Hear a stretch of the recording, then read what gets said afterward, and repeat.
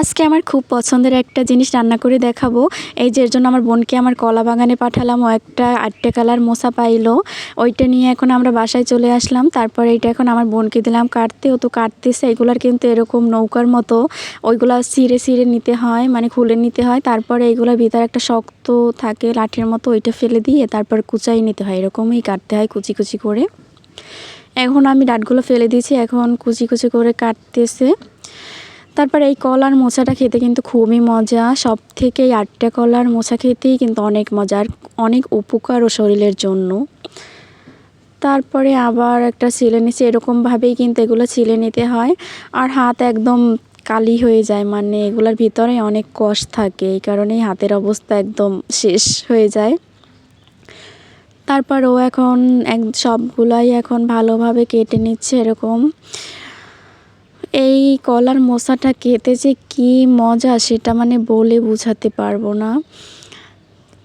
তারপর গ্রামে থাকলে কিন্তু এরকম আনাচে কানাচে অনেক কিছুই পাওয়া যায়। তারপরে এই যেরকম কুচিয়ে নিচ্ছে, আমার কোটা শেষ, এখন ধুয়ে নিয়েছি ভালোভাবে। তারপরে পাতিল বসিয়ে দিলাম, এখন চিংড়ি মাছ ভেজে নিচ্ছি একদম কড়া করে।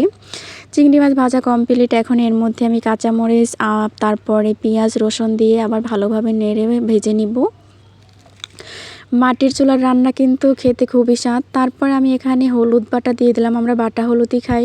তারপর এটা তেলে ভাজতে ভাজতে এখন আমি হালকা পানি দিয়ে এর মধ্যে আমি মরিচের গুঁড়ো দিয়ে দিলাম। তারপর আমি এখন এর মধ্যে লবণ দিয়ে দেব। এই মশলাটাকে একদম ভালোভাবে কষিয়ে নিব। মশলা যতই কষানো হয় ততই মজা হয় খেতে। তারপর হালকা একটু পানি দিয়ে দিলাম, পানিটা দিয়ে তারপর আমি ভালোভাবে একটু কষিয়ে নিচ্ছি।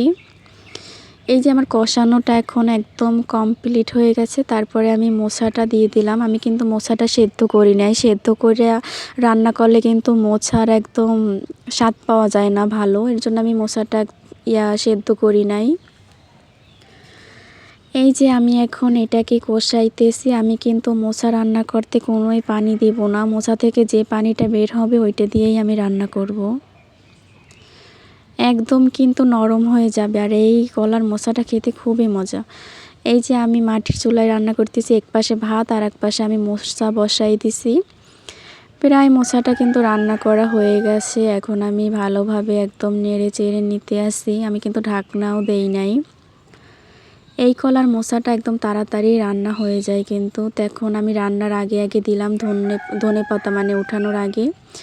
এই ধনে পাতাটা কিন্তু রান্না হওয়ার আগেই দিতে একটু, তাইলে একদম ঘ্রাণটা থাকে। এই যে আমার রান্নাটা কমপ্লিট, কালারটাও খুব সুন্দর হয়েছে। তারপর আমার বোনকে দিলাম খেতে, ও তো খেয়ে একদম পুরাই অবাক হয়ে গেছে। খুবই মজা হয়েছে রান্নাটা। তো আল্লাহ হাফেজ, ভালো থাকবেন।